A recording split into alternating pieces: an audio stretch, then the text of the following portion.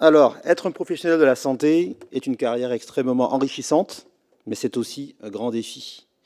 Fournir des soins de haute qualité aux patients nécessite non seulement des connaissances et des compétences médicales, mais également une compréhension des dernières technologies et des traitements.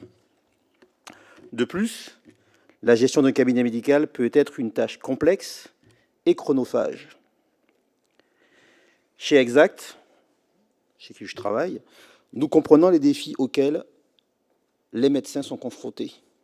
C'est pourquoi nous offrons donc un service de facturation médicale qui allie technologie et expertise. Notre objectif est de contribuer à simplifier le processus de facturation afin que les professionnels de la santé puissent s'occuper et se concentrer sur ce qu'ils savent faire de mieux, leurs patients.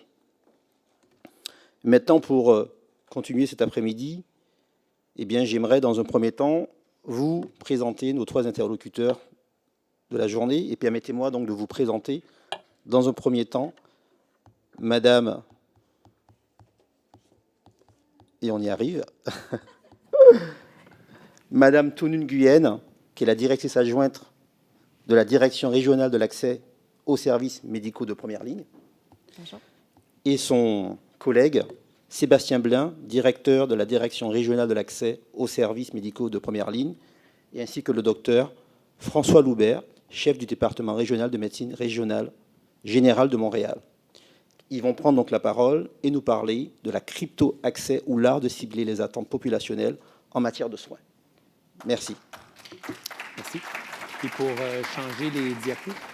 Je ne sais pas vous dire. J'imagine que ça doit être ici. Oui, ce sera ça. Okay.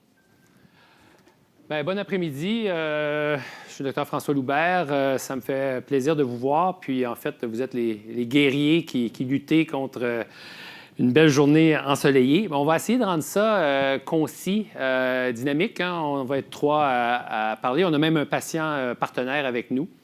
Donc, écoutez, on va voir si ça fonctionne. Oui, parfait. Ça, c'est les conférenciers. Brièvement, là, le département régional de médecine générale, le DRMG, les fonctions, en fait, sont surtout autour de l'organisation des services médicaux sur l'île de Montréal.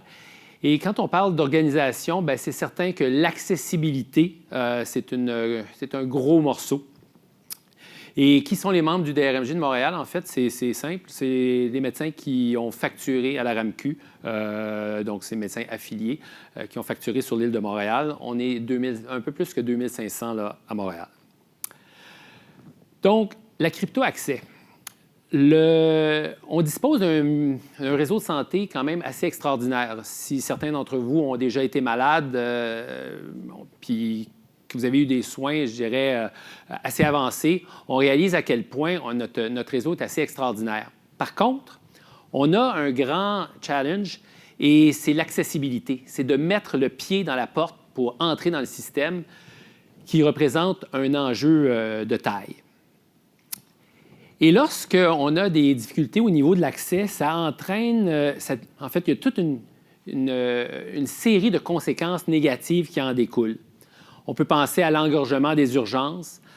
On peut penser aussi à la décompensation des maladies chroniques, donc des patients qui c'est trop compliqué voir un médecin, donc leur condition de santé se dégrade avec les conséquences qui y sont associées.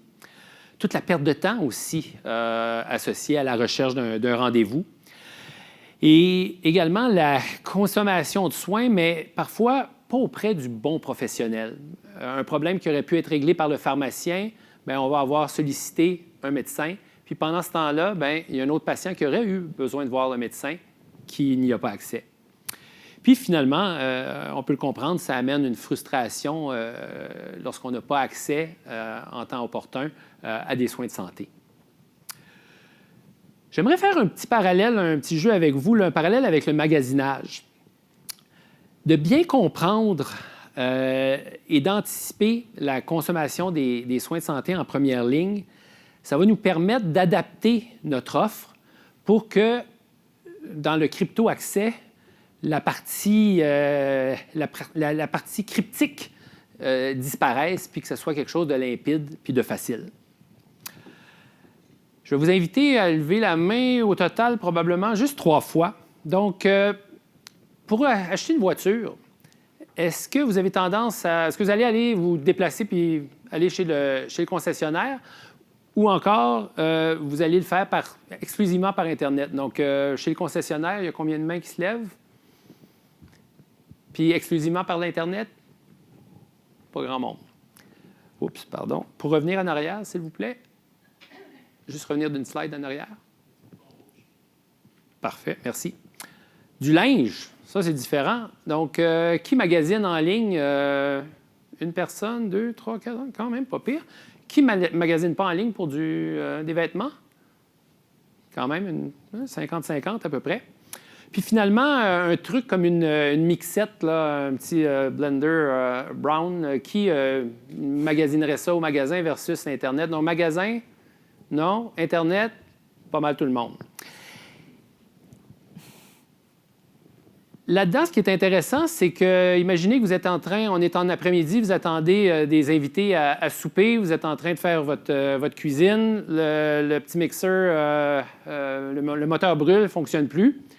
Bien, à ce moment-là, hein, vous l'aviez tous acheté sur l'Internet, mais peut-être que là, il va falloir se rendre au magasin et aller l'acheter directement parce qu'il y a une question temporelle ou encore, bien, on change de menu. Donc, bref,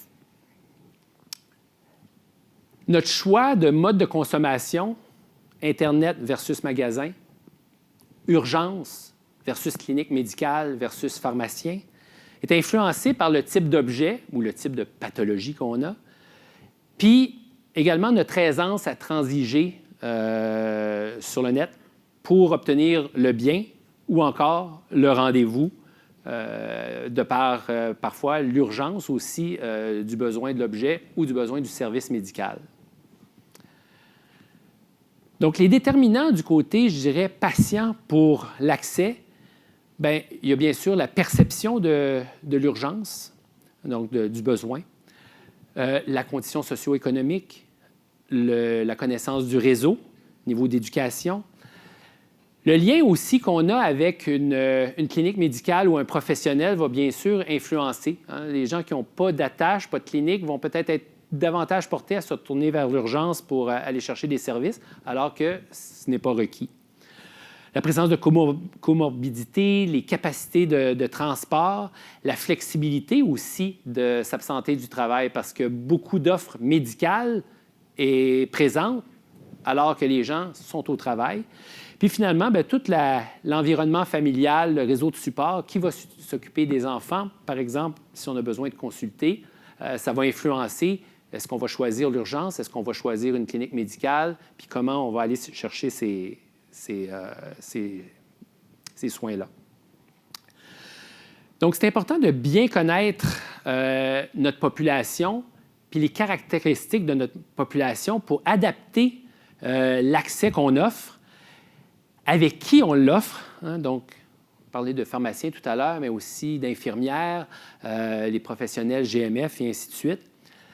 Puis aussi le moment auquel aura lieu la consultation. Donc, est-ce que c'est une consultation qui doit être faite immédiatement versus qui peut être reportée dans 2 semaines où il y a une disponibilité, par exemple, avec son propre médecin? Puis toute la question de la façon de transiger pour obtenir un rendez-vous. Bien, on le sait actuellement, il y a le déploiement du hub qui s'en vient, qui devrait simplifier les choses, mais actuellement, je pense que on peut dire que c'est un chemin de croix là, pour quelqu'un d'avoir accès. Puis, éventuellement, en comprenant bien les déterminants de ce qui fait qu'un patient va choisir, en fait, sa façon de s'adresser au système de santé pour obtenir un rendez-vous, en comprenant bien ça, on va peut-être être en mesure d'éduquer aussi, puis de changer des réflexes qui sont présents. Donc, je pense qu'à l'instar des compagnies qui nous vendent des biens, si on s'attaque à bien connaître notre population et ses caractéristiques, bien, il y a fort à parier qu'on va pouvoir adapter le type d'accès qu'on offre, avec qui on l'offre, le moment où on l'offre, puis en même temps, pour que le patient puisse transiger de façon plus efficace puis satisfaisante.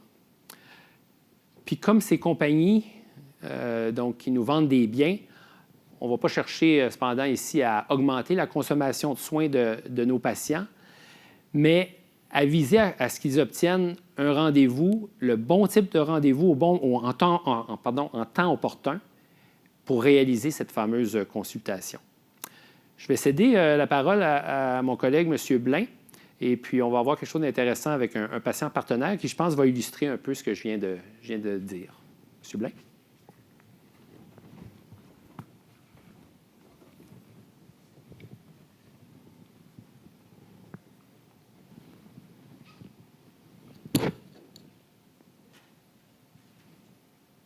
Parfait. Est-ce que vous m'entendez bien? Excellent. Donc, merci, Dr. Loubert, pour cette passation. Donc, la prochaine section de la présentation a pour but de décrire l'approche de développement, bien sûr, de la Direction régionale de médecine générale et de la Direction régionale de l'accès aux services médicaux de première ligne et d'expliquer en quoi, justement, cette approche permet de comprendre les trajectoires d'accès à 2 niveaux complémentaires, dont, d'une part, elle souhaite consolider l'information et que nous avons donc dans les trajectoires, mais aussi, d'autre part, elle cherche à mieux comprendre l'accès aux services médicaux dans l'œil du patient. Comme cette approche, bien sûr, implique donc d'essayer de comprendre l'accès aux services médicaux à travers l'œil du patient, nous voudrions commencer donc cette présentation en donnant la parole à ceux parmi vous qui ont une anecdote ou encore une histoire qu'il serait donc important de nous partager concernant les difficultés qu'ils ont vécues à un moment où ils cherchaient bien sûr à avoir un accès, comme le disait tantôt dans le fond Dr. Loubert. Après cette journée riche en réflexion, je suis sûr que plusieurs d'entre vous ont en tête un événement ou encore une situation particulière que vous aimeriez nous partager. Donc, je ne sais pas s'il y a quelqu'un qui oserait nous partager un événement. Ah, donc là, on a une main levée ici. Je vous promets que ce n'est pas arrangé avec la personne. Oui, bonjour. Oui. Bonjour. Ben oui, moi, il y a toujours un enjeu de l'accès qui m'est venu en tête récemment. Je suis un jeune papa et il y a un matin comme ça où je me suis fait réveiller par mon fils à 5 heures du matin. Et en fait, je ne comprenais pas ce que mon fils avait. Il pleurait sans cesse. Et là, je me suis mis à regarder. Je me suis dit, bon, c'est peut-être les dents. Ça arrive à cette période-là et tout. Puis en fait, je change sa couche. Puis là, je vois qu'il y a une rougeur étrange qui m'inquiète. Je prends sa température. Je me rends compte qu'il a peut-être un poil de fièvre. 38,01. Juste de l'autre côté, juste pour me dire que s'il y a de la fièvre, puis qu'il y a une rougeur, il y a peut-être une infection, puis en fait, l'infection est peut-être grave, c'est peut-être pour ça qu'il fait de la fièvre. Et là, évidemment, c'est mon premier, vous m'excuserez, mais j'ai paniqué. Puis je me suis dit, vite, il faut que je trouve quelque chose. J'appelle à Info Santé. Info Santé me met en attente, ça prend 1 heure avant de se faire répondre. Et lui, pendant ce temps-là, il continue de pleurer, puis moi, je ne sais pas quoi faire. Et donc, le temps passe comme ça. J'ai toujours pas de nouvelles d'Info Santé. Je regarde ma conjointe, on ne sait pas quoi faire. Et là, on se dit, ah oui, c'est vrai, il y a un service, ça s'appelle un appel, un rendez-vous. Il paraît qu'on peut avoir un rendez-vous là, super rapidement. On appelle le service, on appelle un rendez-vous, ça ouvre à 8 heures. On se dit, qu'est-ce qu'on fait? On va-tu attendre pendant encore 2 heures le temps qu'il meurt d'une infection dont je ne sais pas quoi? Ça se trouve, il s'est fait piquer par un insecte, je ne sais pas. Évidemment, on prend la voiture, on se rend aux urgences de Sainte-Justine. Tout ça pour apprendre que finalement, sa rougeur, c'était absolument normal, que c'était juste une question de mettre un peu de polysporin pendant 2 jours. Et la fièvre, c'était évidemment les dents, donc il n'y avait absolument rien de dangereux. Donc, je suis allé aux urgences pour rien, même si je connais le réseau de la santé. Même malgré tout ça, je n'ai pas utilisé le bon service au moment opportun, comme disait le présentateur.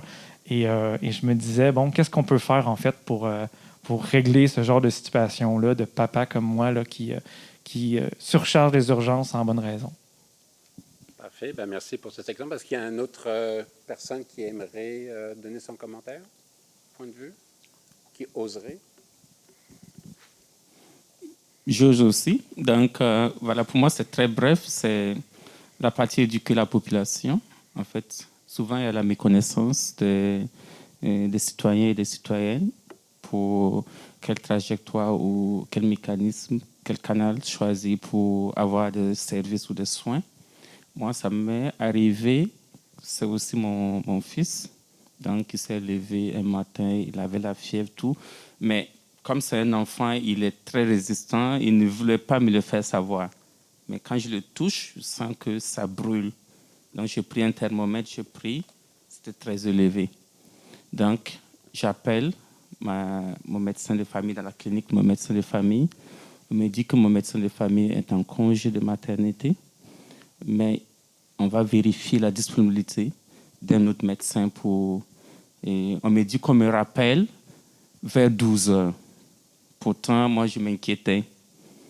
À un moment, comme je savais qu'effectivement, il y a d'autres alternatives, j'ai payé mon enfant, démarré l'auto, je me suis présenté à la pharmacie tout près de chez moi. J'ai dit, OK, je veux consulter un pharmacien parce que mon enfant ne va pas bien. Et on m'a bien accueilli, effectivement. On a dit, c'est bien, vous avez bien fait de venir ici. Tout. J'ai expliqué, on m'a dit, OK, que c'est un petit problème. La pharmacienne a pris l'enfant, tout, et puis me prescrire juste un sirop. J'ai pris, j'ai donné à l'enfant. 1 heure après, c'était correct.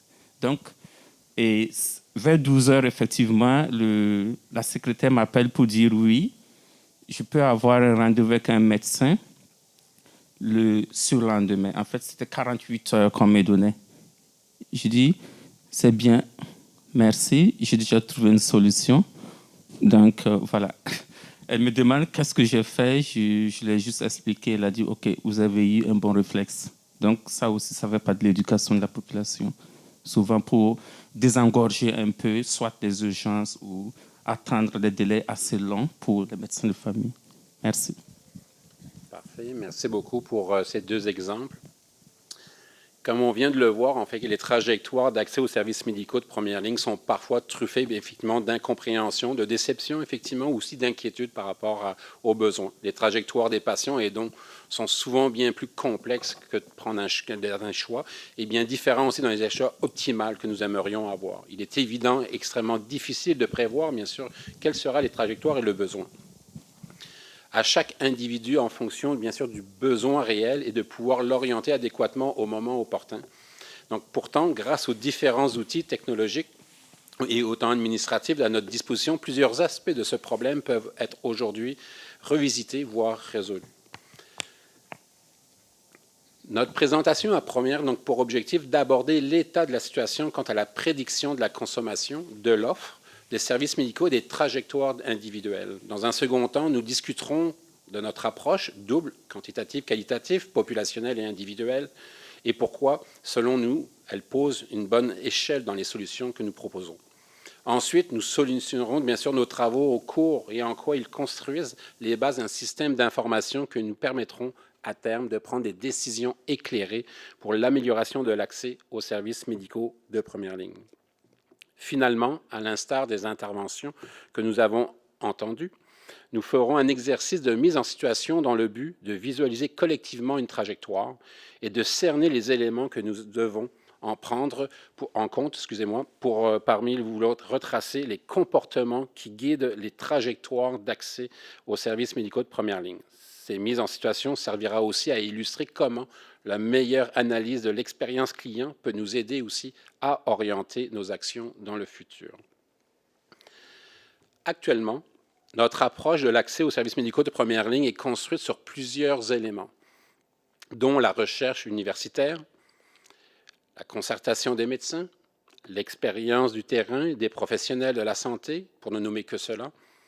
Elle est aussi construite sur l'analyse de données de la RAMQ, des plateformes de prise de rendez-vous ou tout autre outil ou de jeu de données produits à différents endroits dans différentes façons.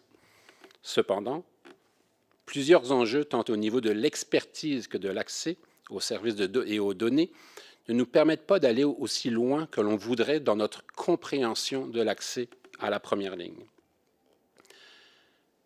Parmi les obstacles que nous avons réussi à avoir, la bonne information au bon moment est un défi majeur.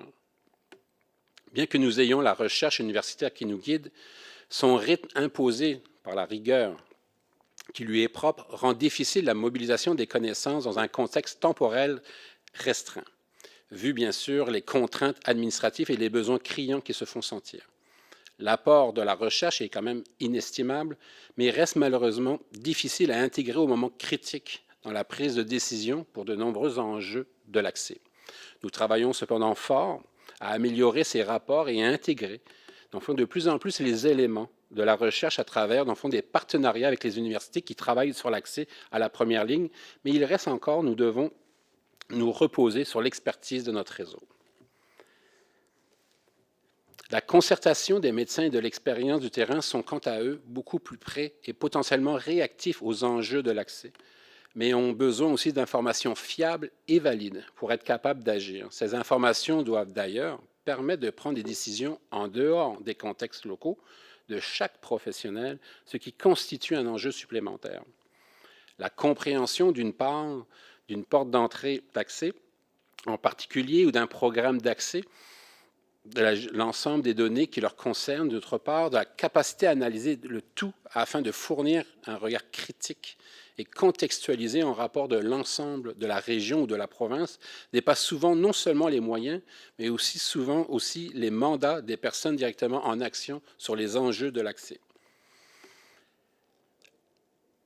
L'accès aux données brutes, quant à elle, est complexe et la mise en forme actuelle des rapports qui nous ont fournis rend le travail de l'analyse souvent difficile à bien des égards. Les données, eux, dans la plupart des cas, ont été entreposées pour diffuser en prenant en compte, bien sûr, les ressources disponibles à l'époque. L'utilisation des rapports prédéfinis plutôt que de données brutes est un exemple d'activisme systématique.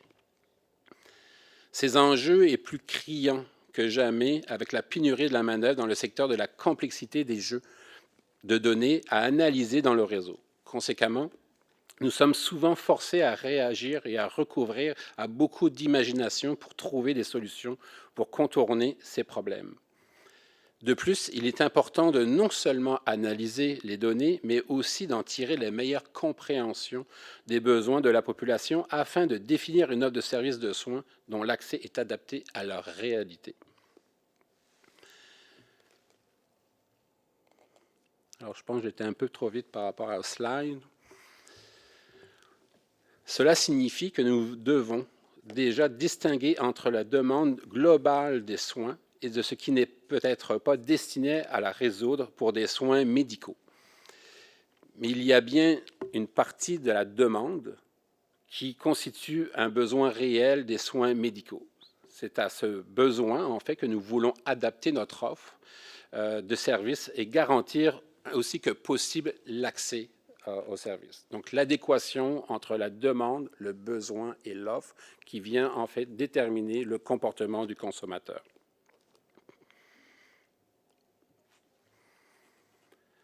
Pour cela, bien sûr, il faut aussi comprendre et mesurer les déterminants systémiques qui influent l'accès. Une bonne connaissance de l'expérience client, les comportements types et du contexte dans lequel les populations évoluent permettent aussi plus facilement d'influencer aussi leur comportement afin de bien les accompagner dans leur choix d'accès à des services.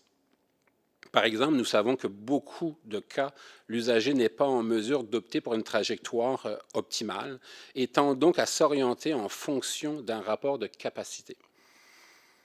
De nombreux autres facteurs entrent en ligne de compte, vous savez, l'environnement, la culture ou encore les traits psychologiques humains, les sentiments, les émotions, différentes variables peuvent jouer aussi sur les décisions à la population. En prenant, bien sûr, à comprendre et à mesurer l'impact de ces facteurs sur les déterminants de l'accès et en se rapprochant autant faire se peut de notre usager, nous voulons trouver les bons leviers pour atteindre le meilleur résultat possible pour eux.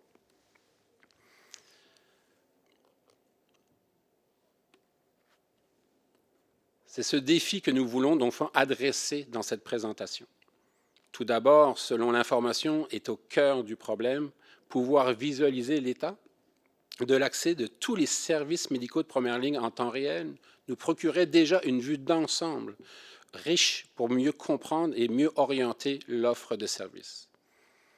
La granularité de l'information et la capacité à comparer en un coup d'œil seulement des situations même similaires sera aussi une richesse pour les prises de décision actuelles.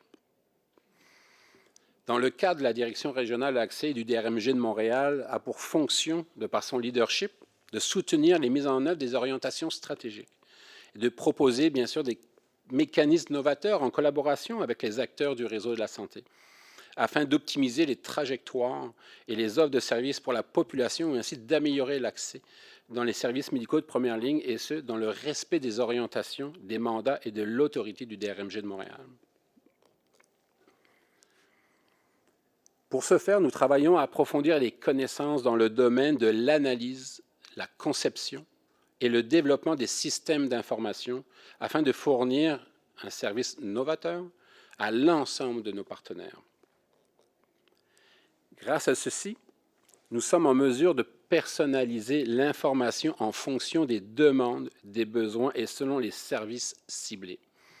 L'information dont un gestionnaire ou un clinicien pourrait avoir besoin, ou encore un chef de table locale du DRMG, n'est pas la même que celle qu'un praticien ou un directeur. D'où, dans tous les cas, une analyse de besoins suivie dans la personnalisation des tableaux de bord est importante. Si nous voulons développer une expertise et une pertinence sur l'accès aux services médicaux de première ligne, nous devons également comprendre l'expérience client afin de potentialiser, influencer son comportement dans le but d'améliorer l'accès. Cette expertise terrain des enjeux de l'accès qui développe nos différents chargés de projet est mobilisée dans la confection des rapports, des tableaux de bord, ainsi que durant chaque étape d'analyse de l'information. Nous devons aussi développer de nouveaux outils de collection d'informations afin de pouvoir mieux prendre en compte la réalité de notre population. Sur ce, je vais laisser la parole à ma collègue, Mme Nguyen. Merci. Alors, bonjour tout le monde. Alors, comment s'y prendre? Bien, c'est en ce sens que nous avons mis en place un centre d'expertise sur l'accès aux services médicaux de première ligne. La fonction de ce centre, c'est d'adresser la nature complexe des enjeux de l'accès en faisant converger l'expertise autant sur l'analyse de données, l'expertise des professionnels de santé, que sur l'expérience des citoyens. Donc, nous croyons qu'en consolidant différents jeux de données en une base de données plus complète et en faisant converger l'expertise vers un point central, le DRMG, outillé de son équipe d'analyse d'affaires et de son centre d'expertise, peut non seulement travailler à fournir une information riche aux différentes parties prenantes, mais il dispose aussi des moyens pour réfléchir à notre compréhension de l'accès et en quoi elle est remise en cause par l'analyse des données à notre disposition. Alors, c'est ainsi que le DRMG est amené à réfléchir, avec la collaboration des parties prenantes, à l'expertise sur l'accès aux services médicaux de première ligne que nous voulons construire. Il s'agit donc pour nous d'interroger les différents enjeux de l'accès qui ont été identifiés et de circonscrire les variables que nous pourrons analyser. Nous voulons ainsi tenter de mesurer sur toutes ces angles, toutes ces coutures, l'accès aux services médicaux de première ligne, de sorte que nous puissions toujours avoir une information à jour et à même de nous aider à prendre une décision adaptée aux besoins de la population. Ainsi, ce centre d'expertise a comme mission de répondre, et ce pour la première fois au Québec, aux besoins informationnels prioritaires de la direction, du DRMG, mais aussi de tout autre partenaire. Déjà, notre centre d'expertise a contribué aux travaux pour faire converger autant la donnée informatique et les analyses produites que l'expertise des acteurs du réseau et des chargés de projet, en plus d'analyser des sondages faits auprès de la population. Mais permettez-nous de vous présenter d'autres projets en cours. Alors, considérons 3 exemples. Le premier est une étude de l'impact des cliniques désignées pédiatriques, les CDP, et du centre d'appel Un appel, un rendez-vous. Cette étude a pour but de comprendre l'impact de l'introduction d'une nouvelle porte d'accès dédiée à une population spécifique sur l'écosystème des trajectoires. Parmi nos questionnements, nous cherchons à savoir, par exemple, quelle population a utilisé ce service? Quel a été le temps d'apprentissage de cette nouvelle porte d'accès? Quelles trajectoires ont été réorientées et pourquoi? Mais aussi plus largement, quelle expérience en ont fait les utilisateurs du service. Le deuxième projet est un projet d'arrimage de l'information géographique, administrative et de service entre les cliniques médicales du DRMG, entre les cliniques médicales et le DRMG à travers la solution Power Apps. Il s'agit principalement d'un déploiement de solutions techniques permettant aux cliniques médicales d'avoir un canal de communication direct avec la direction et avec le DRMG. Ce projet nous sert à analyser les besoins d'information des cliniques. Le troisième exemple vient à peine de commencer, mais prendra beaucoup d'ampleur puisqu'il s'agit de l'analyse de la consommation de l'offre de services médicaux de première ligne à travers l'analyse des données de l'orchestrateur de rendez-vous, le hub pour les intimes. Alors, c'est le troisième exemple qui vient de commencer. Alors, pour illustrer nos propos, passons à la deuxième section de notre présentation où nous vous invitons à vous mettre dans la peau de l'usager pour comprendre la complexité de ses choix, un peu comme l'exemple du consommateur que Dr. Loubert nous a amené. Là. Donc, la complexité des choix que notre citoyen fait entre, par exemple, un achat en boutique ou un achat sur Amazon. Et comment est-ce qu'on fait converger l'expertise? Pour, un, mieux comprendre les enjeux de l'accès et deux, agir sur les bonnes variables afin d'améliorer l'accès aux services médicaux de première ligne. Donc, nous reprendrons dans cette mise en situation notre projet d'étude d'impact des cliniques désignées pédiatriques. Alors, imaginons-nous ici une personne qui cherche à consulter un médecin, un peu comme nos deux personnes nous ont illustré tout à l'heure. Elle cherche à consulter un médecin. C'est une jeune mère, une mère d'un jeune enfant, qui s'inquiète pour celui-ci. Elle s'interroge sur ce qu'elle devrait faire. Devant elle se trouvent toutes sortes de façons de trouver l'information qu'elle cherche. Chacune de ces méthodes a ses particularités, ses avantages et ses désavantages. Par exemple, chacun d'entre nous, comme simple citoyen, avons une connaissance spécifique du réseau de la santé.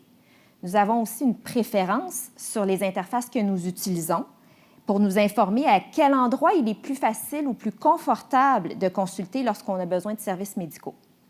La maîtrise du français ou de l'anglais est une autre variable importante, notamment à Montréal. Et j'en passe, là, il y a plusieurs autres variables qu'on a parlé tout à l'heure. Donc, pour reprendre l'exemple de notre jeune mère, elle pourrait décider... Oh, je pense que je suis allée un peu trop vite. Suis-je allée un peu trop vite? Oui, hein? Alors, non.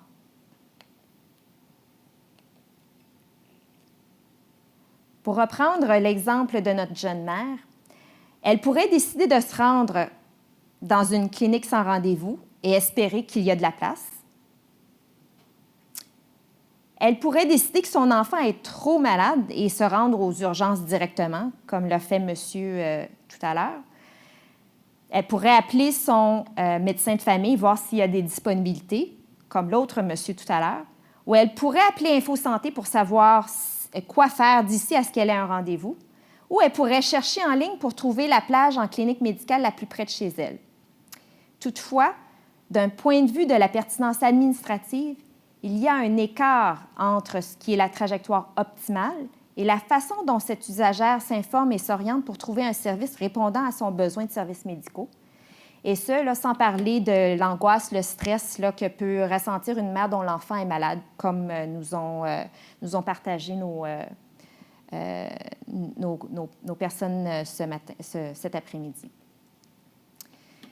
Donc, dans tous les cas, les données régionales de ces différentes portes d'accès convergeront au DRMG.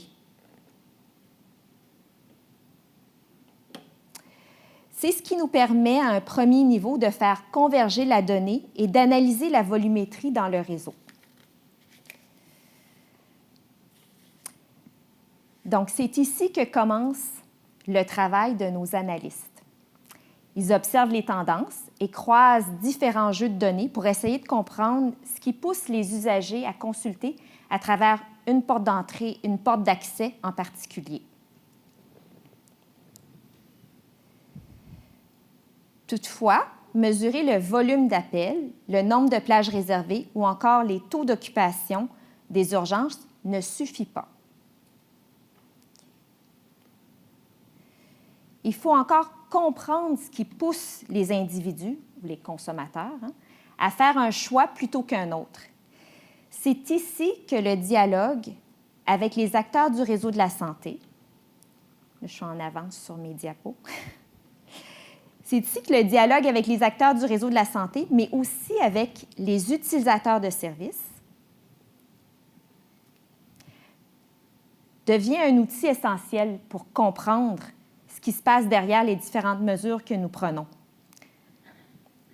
Et c'est en ce sens que le Centre d'expertise de la Direction régionale d'accès et du DRMG a comme mandat d'aller à la rencontre de ces acteurs du réseau, mais aussi d'interroger les citoyens afin de mieux comprendre les déterminants des trajectoires problématiques. Chaque projet d'accès que le DRMG développe est ainsi connecté au centre d'expertise à travers l'équipe de gestion de données et d'analyse d'affaires de la direction et nous permet ainsi de mieux comprendre comment ces projets ont un impact sur l'ensemble et l'écosystème de l'accès aux services médicaux de première ligne. De ce fait, nous pouvons analyser en temps réel comment les comportements des citoyens évoluent suite à leur implantation. Donc, c'est ainsi que nous travaillons actuellement à interroger les utilisateurs du service Un appel, un rendez-vous pour mieux comprendre comment ce service est venu occuper une place importante dans leur choix et donc influencer leur trajectoire. Parmi nos observations préliminaires au sujet des cliniques désignées pédiatriques, on constate que la population qui a utilisé le service, était très éduquée, avait en majorité déjà un médecin de famille et ont utilisé le service pour des enfants de 0 à 5 ans. Le nombre d'utilisations par personne, qui est aussi intéressant, est une autre variable sur laquelle on s'est penché. Et la majorité des personnes qui ont appelé l'ont fait plus d'une fois, et ce, malgré la courte durée du service à Montréal. Cela étant dit, les utilisateurs étaient globalement satisfaits du service et l'aspect, intéressant ici, l'aspect le plus crucial de cette satisfaction est le fait qu'ils aient pu obtenir un rendez-vous soit la journée même ou dans les 24 à 48 heures suivantes. Alors, c'était l'élément le plus important. Donc, plusieurs groupes de parents sur les réseaux sociaux ont aussi déploré la fin du service, marquant une fois de plus le succès du service. Donc, ces quelques considérations préliminaires ne sont que le début du travail d'analyse qui sera effectué, mais grâce à cette étude, nous espérons dans le futur être capables de mieux planifier l'introduction d'une nouvelle porte d'accès et de proposer une orientation stratégique à partir des conclusions que nous tirerons de ce projet pour orienter les utilisateurs de la meilleure façon possible. Alors, j'espère que la présentation vous aura servi à mieux comprendre notre angle d'approche et la vision du DRMG de la Direction régionale d'accès. Merci de votre écoute. N'hésitez pas là, si vous avez des questions et merci aux organisatrices, organisateurs du congrès.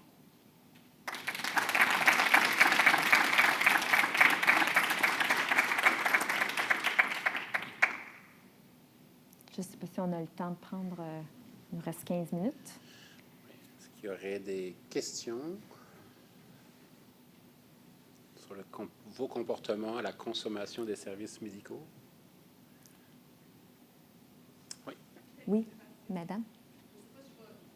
Tu as un micro? On a le micro. Oui.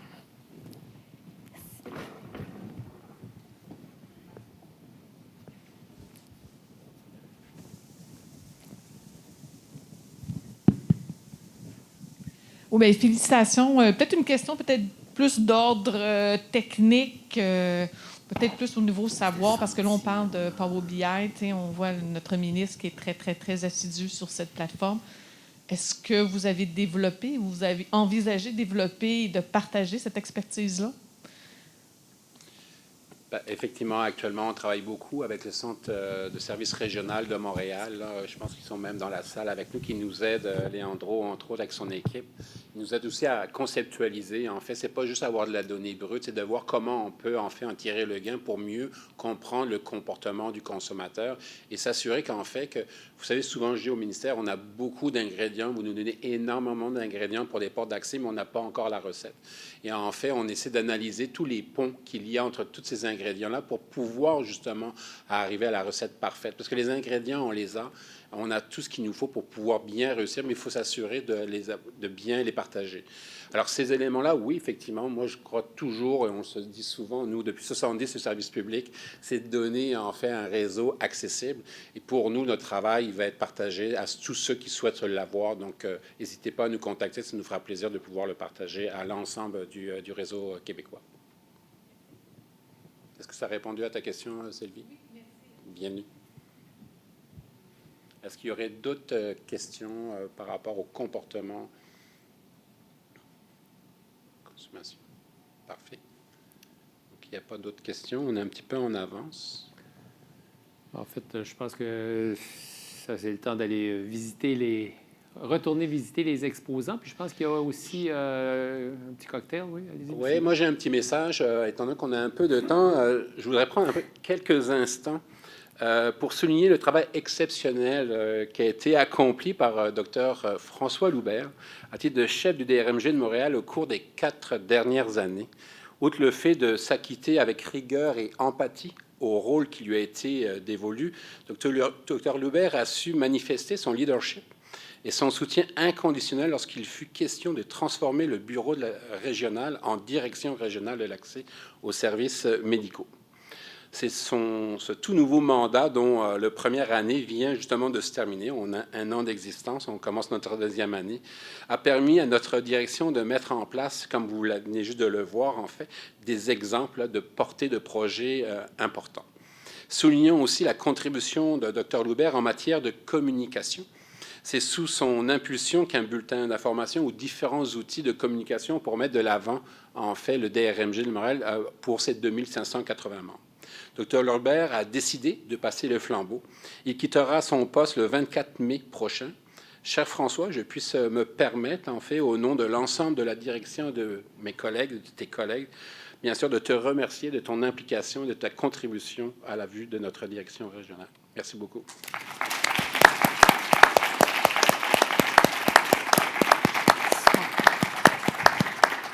Bien, merci, M. Blain. Et en fait, c'est le succès et le leadership que tout le monde au DRMG a exercé. Donc, bien sûr, moi comme chef, mais l'ensemble des chefs de table du DRMG, les coordonnateurs médicaux locaux, Mme Nguyen comme directrice adjointe, puis le leadership là, que M. Blain a, puis l'impact et l'apport de tous et chacun qui travaillons à l'intérieur du DRMG puis de la direction de l'accès. Donc, je pense que c'est un succès collectif. Merci beaucoup.